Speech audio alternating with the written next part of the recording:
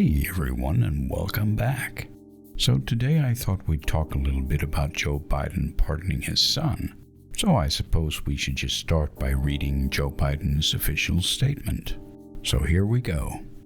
Today I've signed a pardon for my son Hunter. From the day I took office, I said I would not interfere with the Justice Department's decision-making, and I've kept my word, even as I've watched my son being selectively and unfairly prosecuted. Without aggravating factors like use in a crime, multiple purchases, or buying a weapon as a straw purchaser, people are almost never brought to trial on felony charges solely on how they filled out a gun form. Those who were late paying their taxes because of serious addictions, but paid them back subsequently with interest and penalties, are typically given non-criminal resolutions. It is clear that Hunter was treated differently. The charges in his case came about only after several of my political opponents in Congress instigated them to attack me and oppose my election.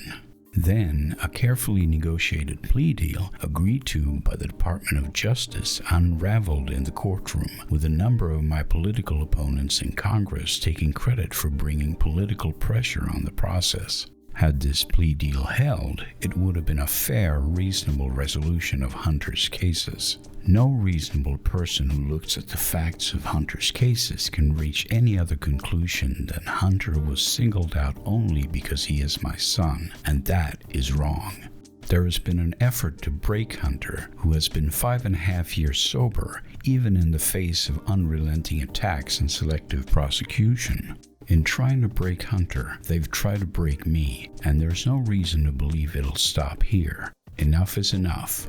For my entire career, I've followed a simple principle. Just tell the American people the truth. They'll be fair-minded. Here's the truth. I believe in the justice system, but as I've wrestled with this, I also believe raw politics has infected this process and led to a miscarriage of justice. And once I made this decision this weekend, there was no sense in delaying it further. I hope Americans will understand why a father and a president would come to this decision. Okay, so that's how much President Joe Biden's words are worth. That is nothing. Jack shit. Because there was zero doubt in his assurances this summer that he wouldn't pardon his crackhead son after he had been nailed for lying about his drug habit while buying a gun, which he then proceeded to wave around in several photos. Joe Biden and his mouthpieces swore up and down that he wouldn't pardon his screw-up son. Come September, Hunter also copped to dodging taxes, and verdicts were on the horizon. But surprise, surprise, now there won't be any. Lo and behold, on Sunday the president swoops in and pardons the little shit. And not just any pardon, but one so wide you could drive a truck through it, covering nearly 11 years of potential fuck-ups. And let's be clear here, you don't put on a condom unless you're gonna fuck, and you don't get a pardon unless you did something.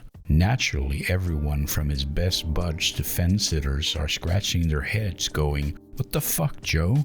It's wild that this pardon spans from when Hunter got his cushy seat at Ukraine's Burisma in 2014, right up to Sunday, long after he got caught with his hand in the cookie jar, the Washington Post snarks in an analysis. It's pretty much the most sweeping pardon ever. This pardon makes Gerald Ford's Nixon pardon look like child's play. It's the longest reach in history. Even Democratic politicians got in on the action. President Biden's decision puts personal interest ahead of duty and further erodes Americans' faith that the justice system is fair and equal for all, writes Democratic Senator Michael Bennet on X. He is joined by colleague Gary Peters, Democrat of Michigan, who writes that a president's family and allies should not be treated differently, calling the move an abuse of power that erodes public trust.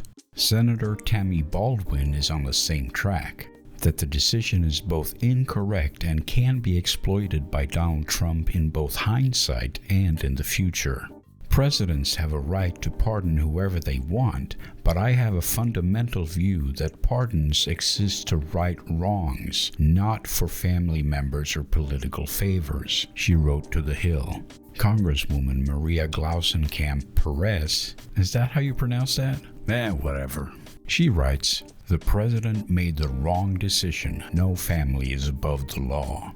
When Biden promised he wouldn't pardon Hunter, he was eyeing another term, knowing any other move would tank his chances. So he tossed a hot potato to Kamala Harris. Would he have played the pardon card if she'd won? Possibly not. That would have given President Harris a shitstorm start. But now, with his legacy flushed down the Trump toilet, Biden decided he had nothing left to lose. He probably feared Hunter would end up trading in his designer suits for an orange jumpsuit. And in a sense, he's right. This costs him nothing. His career is ending, he's not running for office, and his party is already lost. So all it costs him is looking like a hypocrite and a liar, but at this point I guess he just doesn't care anymore. And I suppose it's hard to argue with that. Most fathers would probably do the same thing under those circumstances.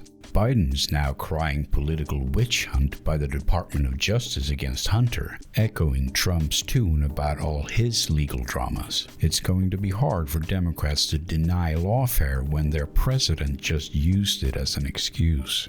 Another very interesting point is that now that Hunter has been pardoned, he can no longer invoke the Fifth Amendment's right against self-incrimination to avoid testifying before Congress or a grand jury. So if anyone gets it in their head that they're going to investigate the rest of the Biden family for corruption, well then, Hunter is an open book to them, isn't he? It'll be very interesting to see if anyone takes advantage of this. When Trump got wind of Biden's pardon, he mused aloud if Biden would next forgive the January 6ers who tried to redecorate Congress. It's not related, but don't be shocked if Trump gives them all a big old pardon when he moves back into the White House. The risk here is turning the American legal system into a political pissing contest. Trump's already talking about crowning Kash Patel as FBI director. Patel even threatened to hunt down journalists for helping Joe Biden. And that doesn't sit right with me. Journalists still enjoy First Amendment rights and should simply be ignored, not imprisoned. I'm not particularly fond of the idea of this turning into a spiral that repeats every election cycle. But hey, that's just me. How will this shit show end? Who knows? But Biden's move shows his country first speech was just hot air when push comes to shove. There's already a truckload of cynicism about America's elite, and this crap just adds to the pile. Political headlines are starting to read like soap operas, and you can bet your ass that Donald Trump is laughing his ass off at this circus. Anyway, that's it. Thanks for watching, and see you next time.